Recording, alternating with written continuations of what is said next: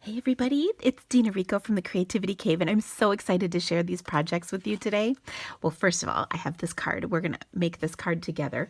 It combines all kinds of techniques, and I really am excited to show you how awesome it is. So you can see there's some sparkle on here, there's some embossing, both pressure and heat, there's some watercoloring, and it is all so beautiful. So I am using a bundle called Meant to Be, and it combines this stamp set with a really great selection of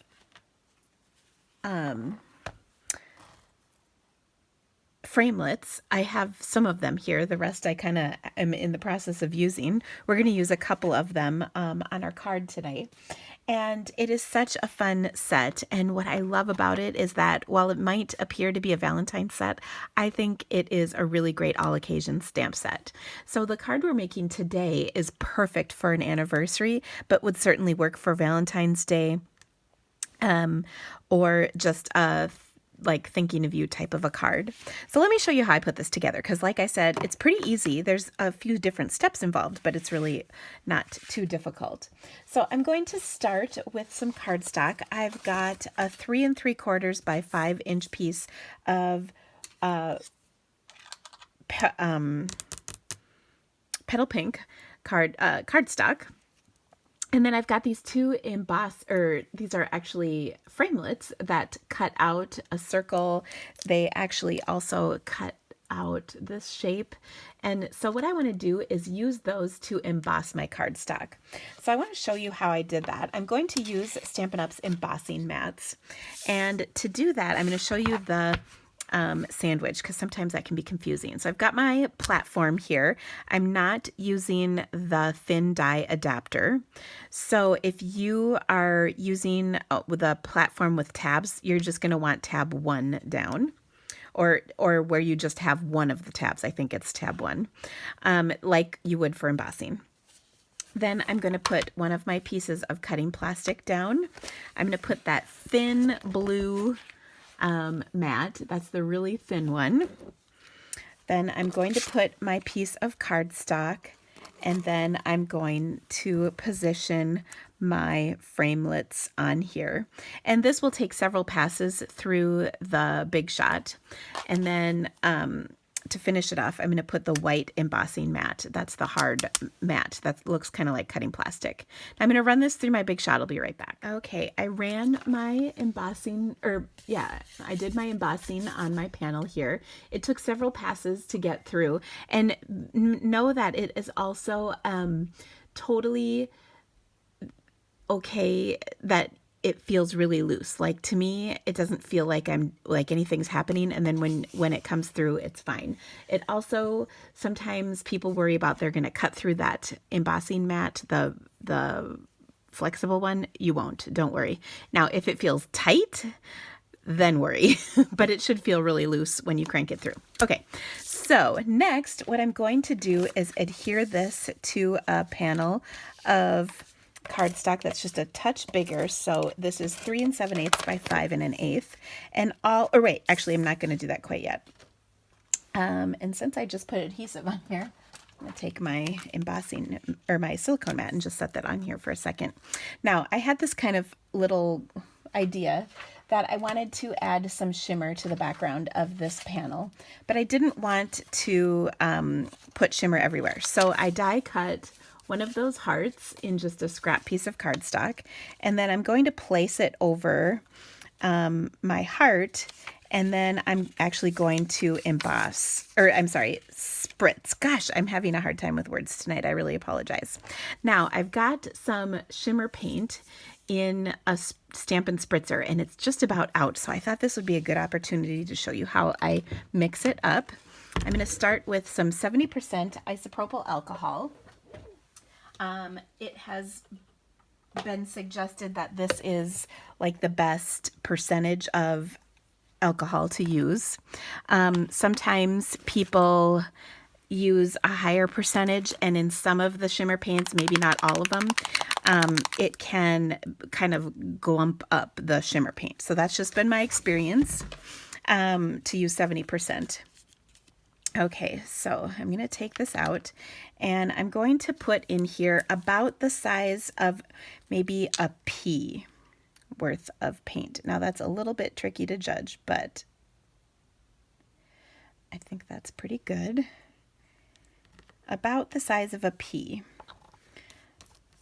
Now know that whatever you put in here, you can either add more or dilute if necessary.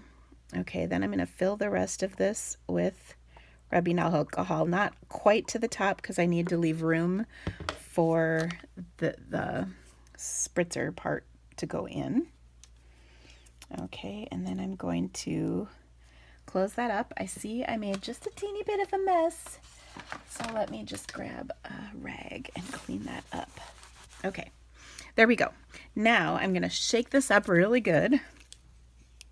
And then I have fabulously shimmery shimmer paint.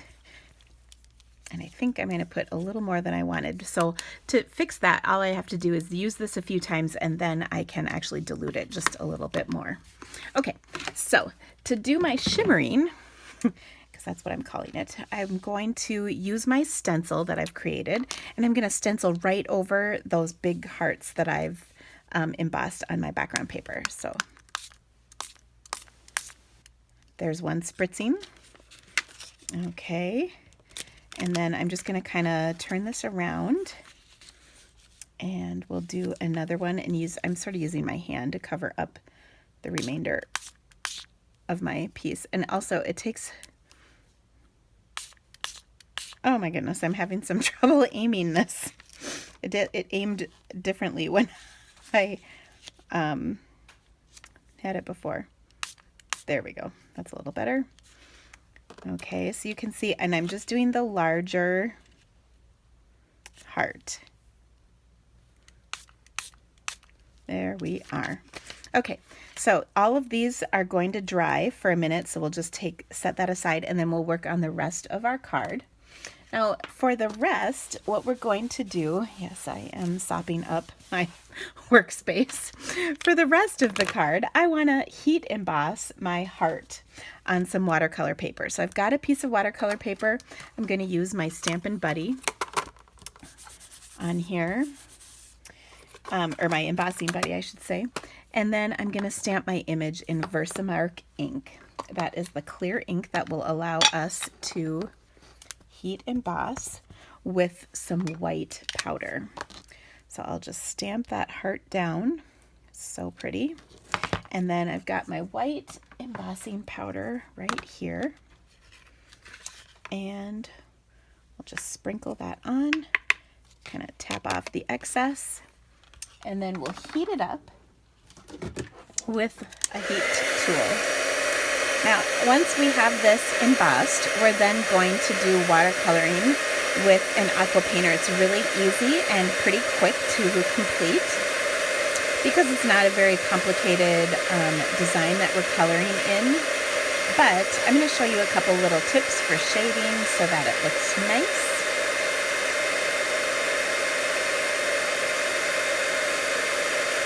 Okay, there we go with the heating. All right, so next what I want to do, like I said, I'm going to use my aqua painter, and I want to use my color combination, which is really pretty. It's Pear Pizzazz, Petal Pink, and Calypso Coral. And I'll take, and I'm going to start with my Pear Pizzazz. I'll squeeze the lid to my ink pad, pick up a little bit of color, and now here I'm just going to color in a few of these little leaves on here. There's just a few, not too many. Did I get them all? I guess I could kind of do that one. Oh, that's a leaf right there, and so is that. Ooh, I got a little on my flower, but that's okay. I'm going to remember that rag I was using. I'm going to use that to clean off my brush.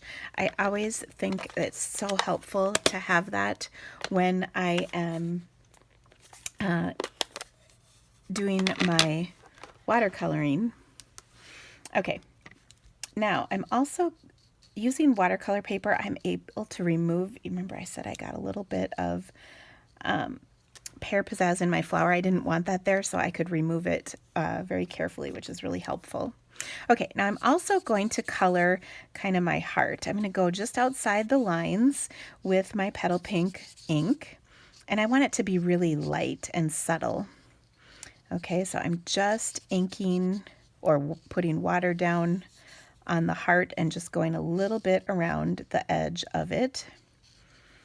Okay. And we'll add just a little more color because it's pretty light at the moment. So that looks good. Then I'm going to color in my flower. Okay, and that's this one right here. We'll get a little extra color right down here. In fact, I'm gonna squeeze the lid once more. And there we go. Okay, so that looks pretty good. Now we're gonna add another color, which is going to be Pear Pizzazz. And this is, or I'm sorry, not Pear Pizzazz, Calypso Coral. Woo, just dropping things here. That's gonna go on this flower. And I love watercoloring on an embossed image because it creates a really beautiful effect. I add those little dots right here and the swirl right there. So it's really pretty.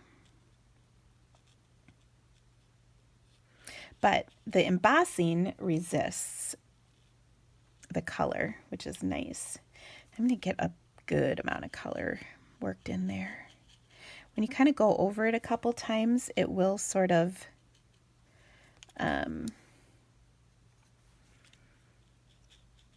it'll sort of wipe off of that embossing, so it's beautiful looking. Now the rest of my heart has kind of dried now, which is great. Okay, so I'll clean off my color. There you can see it looks very pretty. And I think I'm going to add just a little bit of heat to this just to dry it. Okay. The reason is because I want to stamp on my heart. But I want to make sure it's good and dry before I do that. Okay, so I'm going to take my sentiment from the stamp set, and it says, "I love our life together." So again, I think that's such a nice anniversary or Valentine card for your significant other. So there it is on there.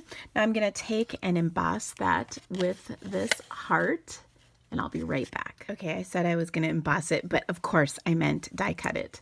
So I've got my heart die cut, which looks beautiful. So let's put our card together. All right, so remember we have our panel that we're going to adhere this panel to. Remember we added some sparkle to this. Looks very nice. And I'd already put some adhesive on here, so let's go ahead and get that put together. Then I'm going to take and add this to my Calypso Coral card base, which looks fantastic. I love these colors together. They're really pretty. Now I'm going to pop this layer up, and then we're going to pop up our heart. Now when I first was making this card, I thought about adding the heart popped up in the center and then that scalloped heart around the edge, but I decided I didn't like the scalloped heart, or I didn't really feel I needed it. But one thing I was thinking was I showed you what happened to it. I showed you this scalloped heart in Calypso Coral. So what if I popped it up around that? I kind of like that. That might be okay. So if this was live, I'd totally ask you which one you liked better. But you can tell me in the comments which one you like better. So we'll do both and then you can decide. So I'm going to put a bunch of dimensionals on here. I don't normally put this many, but I want this to remain nice and flat. And since we heat embossed it and watercolored it, that tends to make things kind of warped. So let me flip this over. Now I'll use that silicone mat and my ever lovely technique of adding glue. I just gotta find my sponge. I've used it on a bunch of things tonight, trying to decide which project to share with you, of course. So I don't see it. Ah, darn it. We might have to do it the old-fashioned way. And the worst part is I did just use it. Okay.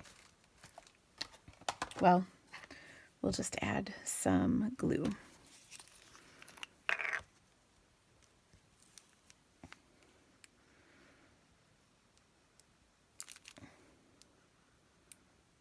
And of course, it's not coming out. There we go.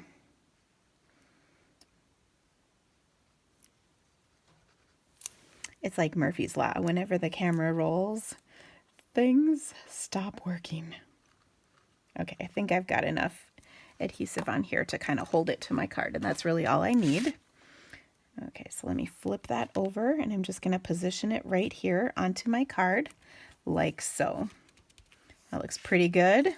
And then, like I said, we've got all our dimensionals on here. We'll pop this right up on top, and then we'll be done. I've got a couple more cards to share with you too, that are done kind of in the same manner as this one. Okay, so I'm just going to pop that up. So now you can decide which one you like better, with the extra heart or without. I still can't quite decide. So anyway, I love the card though. I think it's really pretty. Now let me show you those other cards I mentioned. Here is another card I did much in the same way. I used a couple of the other framelits from this set and created the background the same way I did on here. Then I just, Sophie, no! Oh my gosh, she was going to eat one of my boxes. That would be my dog I'm yelling at. Okay, so I watercolored this heart. And then also another really simple card, and again from the same stamp set and set of framelits, I did the embossing on the background of my cardstock and then just added a little printed paper. One of the things I love about this set of framelits is there's also this scalloped edge, which I think is a great border to use on cards. Now I have this month's Creativity to Go kit is using this Meant to Be stamp set, and I actually have I've cut all the cardstock for the class, but I cut too many, so I'm opening up my registration for it. I'll put the link in the description of this video, and that registration will remain open as long as I have kits left. So if you would like to get in on that, let me know. The class is going to come out later this week, so I hope you will love it. And the cards are all occasion. There's only one Valentine.